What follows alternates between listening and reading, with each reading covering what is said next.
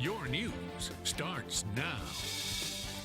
Good evening, I'm Amber Worthy. Thanks for joining us for News 12 Now at 11. We have new details about an early morning crash on East Brainerd.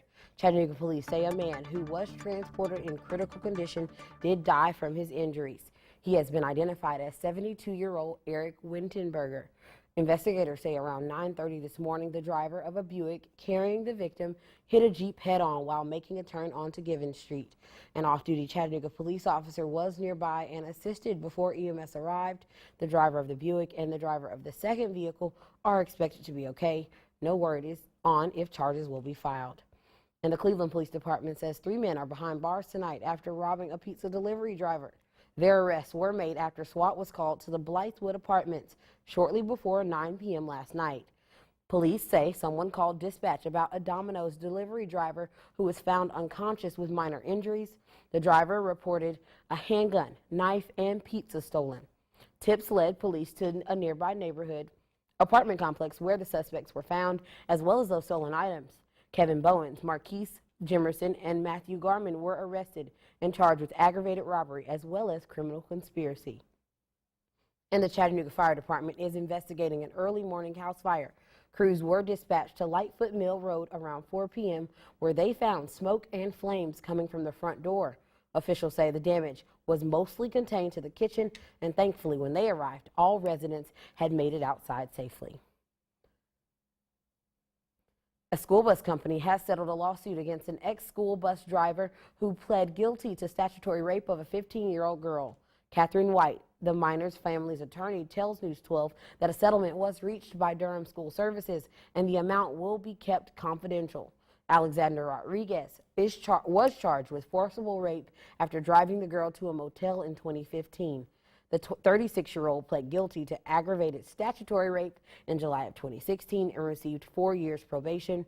The lawsuit claimed Durham improperly hired Rodriguez, who had felonies on his record.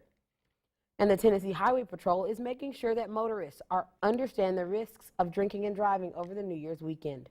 The THP is conducting aggressive traffic safety enforcement campaign through Monday. State troopers will be doing saturation patrols and bar and tavern checks.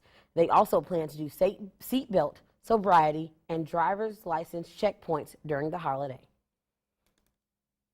The Tennessee Highway Patrol is going to be highly visible this holiday weekend with troopers that are focused on unsafe drivers.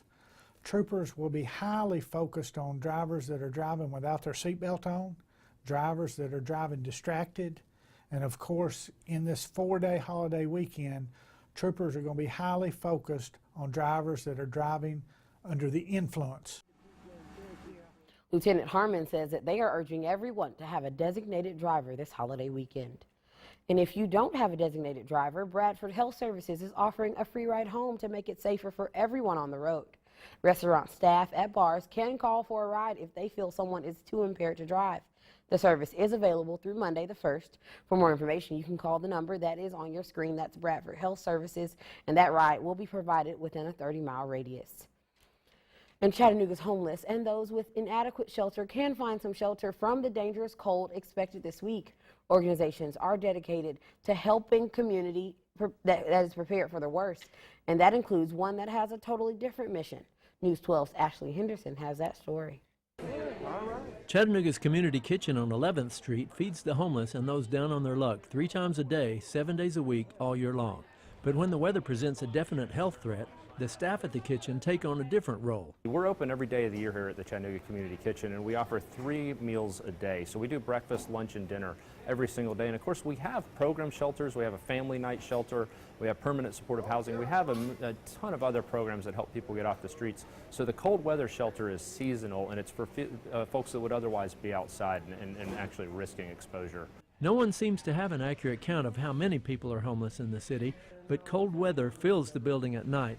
And Christensen says the kitchen can put out 120 mats on the dining room floor. It's been cold, and we've had a lot of people inside, outside that are coming here for a moment of warmth throughout the day. And of course, we're open overnight as well, so we've had about 100 people a night sleeping on the floor here, downstairs and upstairs in the day center. Cold winter weather can be fatal for the city's most vulnerable people. It's happened many times over the years. If you're outside and you're caught especially off guard in this kind of temperature, people actually can die from exposure, and that's really the purpose of the cold weather warming shelter. It's to prevent an exposure-related death. It's to give people a warm place out of the weather to escape that frigid cold.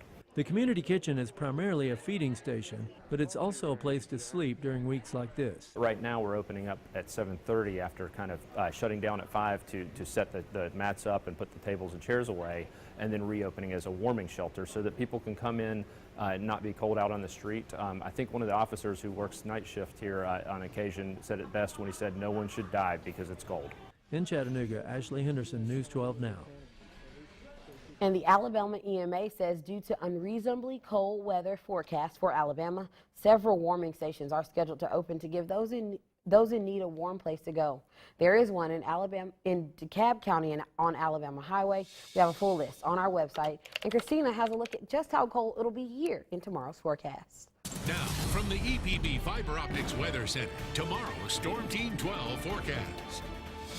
As the cold air started pushing into our area, we take a look back at sunset from our CHI Memorial camera at Lee Point on the EPB Fiber Optics Weather Camera Network. Had a few peaks of sunshine, but those clouds were associated with the front that moved through, ushering in Arctic air that's going to linger for the next several days.